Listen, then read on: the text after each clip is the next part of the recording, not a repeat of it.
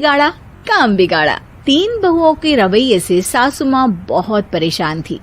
दरअसल बात ये थी कि तीनों बहुओं में किसी बात को लेकर अनबन हो गई थी। तब से ही तीनों एक दूसरे से मुंह फुलाए रहती थी। ना कोई सीधे मुंह किसी से बात करती, ना किसी का कहना मानती। पड़ोसी भी इस बात को जानते थे और जाने कैसे कैसे बातें भी करते। इसीलिए सासू माँ ने तीनों बहुओं को तुरंत अपने कमरे में बुलाया। मैं कई दिनों से देख रही हूँ, तुम तीनों अलग अलग सारे काम कर रही हो। ये सब नहीं चलेगा, तीनों को मिलकर ही काम करना पड़ेगा। सास की बात सुनकर एकदम से बड़ी बहू बोल उठती है। नहीं मम्मी जी, मैं इन दोनों के साथ कुछ नहीं कर सकती। मैं इस घर की बड़ी बहू हूँ, फिर भी ये मेरा कहना बिल्कुल भी नहीं मानती। अरे जेठानी जी, जानबूझकर मुझे डबल काम करवाती है आप। और छोटी मुझसे टेढ़े मुंह ही बात करती है। इन दोनों के बीच हमेशा सैंडविच बन जाती है मेरी, और मैं हमेशा आलू की तरह बीच में मसली जाती हूँ।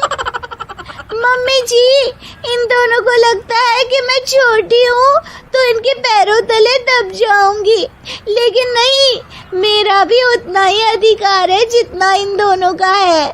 बड़ी आई दोनों मेरी चुगली करने के लिए, मुझे क्या कम समझ रखा है। तीनों बहू एक दूसरे से बहस करने लगती है और सास दोबारा ये देखकर टेंशन में आ जाती है और सबसे कहती है, चुप हो जाओ, अब से तुम तीनों सारे काम एक साथ करोगी। आंख बंद करके एक दूसरे की बात सुनोगी। तुम तीनों इस बात को गांठ बांध लो, वरना अगली छुट्टियों में तुम्हारा अपना मायके जाना कैंसिल। सास की बातें सुनकर डर के मारे तीनों हामी भर देती हैं। जी मम्मी जी, मैं समझ गई। हाँ मम्मी जी, जैसा आप कहें। आप जो कहेंगी मैं वही करूंगी। तीनों बहू सास की बात को गांठ बांध लेती है और वादा करती है कि अब से सारे काम वो तीनों एक साथ मिलकर ही करेंगी। ये सब देखकर सास खुश हो जाती है और वहां से चली जाती है।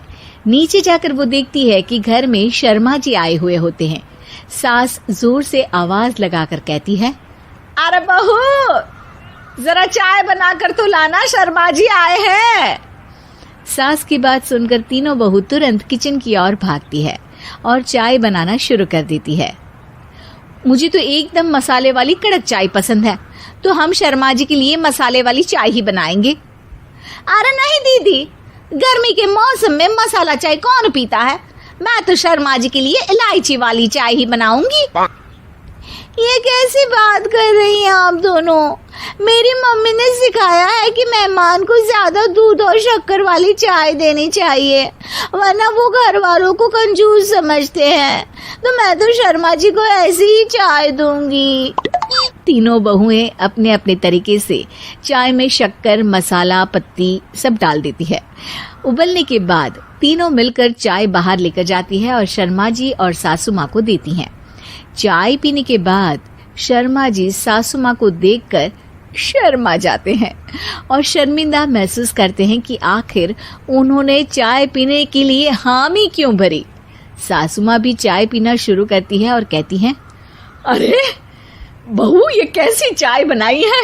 चाय है या मीठे दूध की बासुंदी? हाँ, चाय अच्छी नहीं लगी क्या? कोई बात नहीं, हम पराठा बनाकर लाते हैं। चलो चलो अंदर। हाँ चलो। हाँ, आती हूँ मैं भी। नहीं, मेरा पेट चाय ने ही चौपट कर दिया, वही काफी है। पराठे से पोपट नहीं करवाना, मैं तो चलता हूँ। शर्मा जी चुपचाप पतली गली से निकल जाते हैं। अगले दिन सास बहुओं से कहती है, अरे बहू, जाओ जाके ऊपर के गेस्ट हाउस की सफाई कर दो।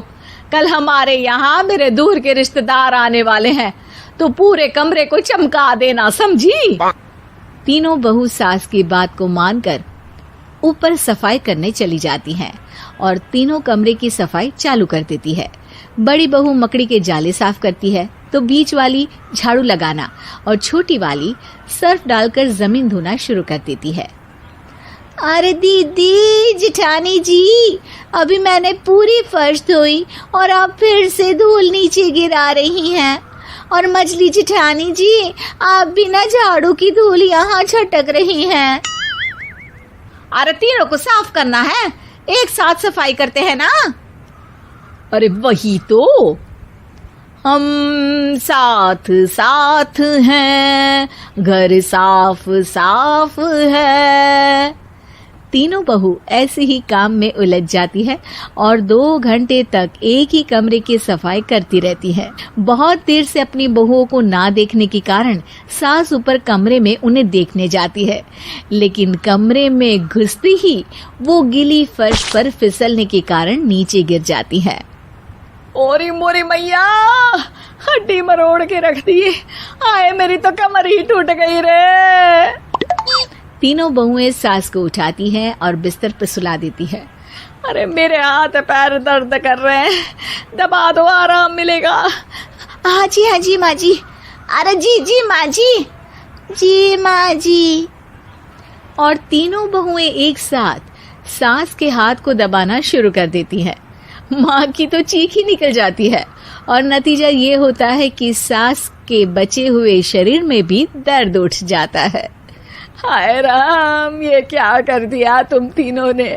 अरे मेरी तो किस्मत ही फूटी है कि तुम जैसी बहुएं मुझे मिली। हे भगवान, पूरे शरीर में दर्द बढ़ गया है।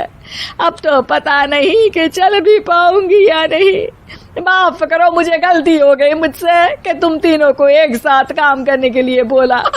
सोचा था तीनों मिलके अच्छे से काम करेगी, लेकिन बड़े बुजुर्ग सही कहते थे कि 3 तिगाड़ा काम बिगाड़ा।